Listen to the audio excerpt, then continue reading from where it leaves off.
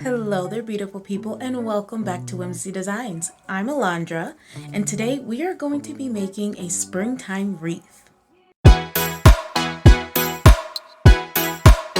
So, we are actually going to be using a wreath from fall that I made, and it's got a little light pack attached to it in the back. Obviously, these are very fall looking flowers, and we're just going to take these off, rip off this part as well.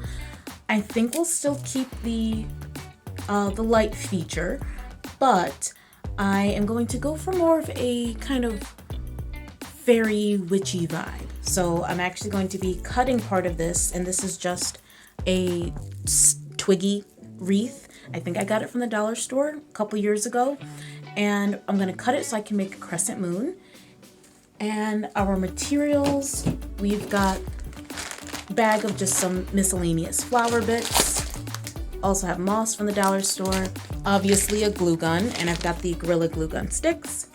And I might add a stone to hang at the end, so we'll see about that too. I think that's it, so grab your water and let's get started.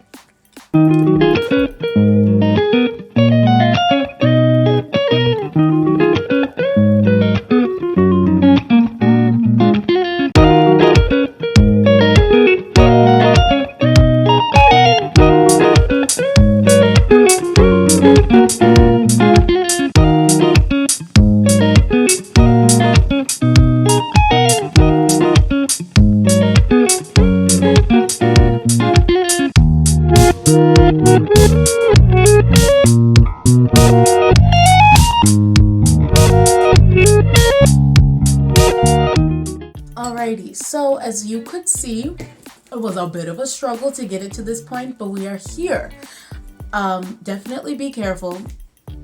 Ask for parental guidance if you need it. Just use your hands and just take your time. If you have a table saw, that would go really well, just really fast. And even if you have a regular saw, that probably would have been better too. But we got it here with some scissors and a bread knife. So now it's time to kind of rearrange these items in the way that I am envisioning it. I know I'm gonna want moss, but like heavy on this side of it. And I think I still just want to sprinkle some moss in around it, and then also have my flowers be more heavy here too. Now I wish that I had like baby's breath, but I do have white pipe cleaners. So I might try to see if I can make faux baby's breath with like cutting up pipe cleaners and attaching it to just like this a green stem from a fake flower. It could work. I don't know if it will, but it could. So if it does work, I'll show you guys that. If it doesn't, you will never see that come to fruition. So now I'm just going to lay down the moss, glue that down, and then arrange the flowers over it, and then we'll see about the baby's breath. Alrighty, let's do it.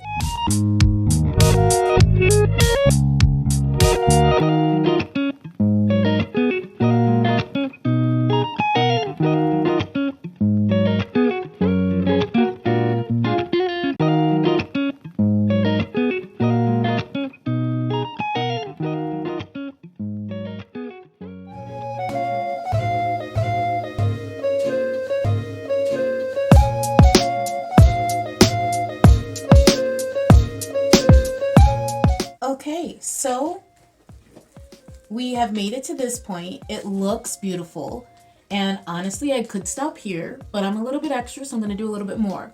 Now I definitely would advise it if you do decide to, do something similar to this and use this much more loose moss, to lay your moss down first and then spray it with either like some type of sealant. So like sometimes if you just have like a paint, seal it around if you're a painter, or even hairspray would work, and just spraying that down so that it helps all of the little bits from falling out. And you saw me continually shaking it out just to make sure that I got all the loose chunks out as much as I could. Then obviously put the flowers down. Now I did see some idea where they took some type of just string and they kind of made a little bit of a dream catcher pattern, but it was only like in this central area here. And I wanted to do that, but I probably should have started with that. So I think I'll try to fiddle around with it just a little bit without disturbing what I've done so far. But I think maybe my next wreath, I will just have to remember to do the dream catcher pattern first before laying down anything else. And the last thing that I wanted to add are our stone. So I have some stones here. At my local flea market, there's this woman, I just call her the Stone Lady, and she sells a bunch of beautiful different types of stones and gems and geodes, and it's just really beautiful. So you can see just those fine details in it. Like, it's so pretty. And give you a better look at. So this pretty pink one. And the purple has like a natural chevron pattern in it, which I think is really cool. And these are the blue speckled ones that I'm considering for this current piece.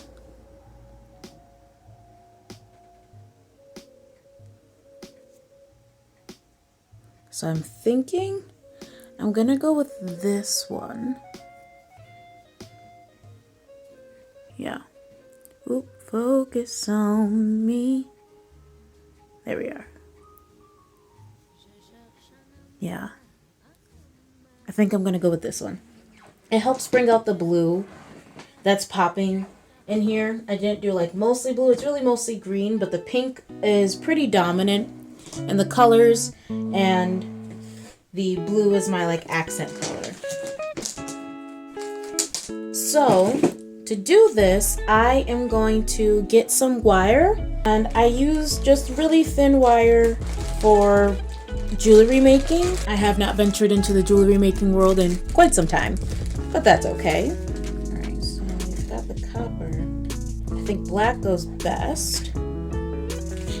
And the last thing to note is if you were going to add the fairy lights, which I think I still might, and I definitely can still, it's also best to do these first as well, just so that they're really close to the base and seamlessly intertwine. And to attach it, I'm just going to glue just a little bit here, stick it on, and wrap just this copper wire around.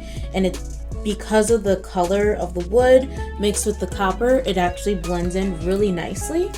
So that's what we're gonna do to finish this off. Add our battery pack and fairy lights, wire wrap the stone, and attach that just to hang right here. And then I'll add a string for hanging as well right at the top. Alrighty, here we go.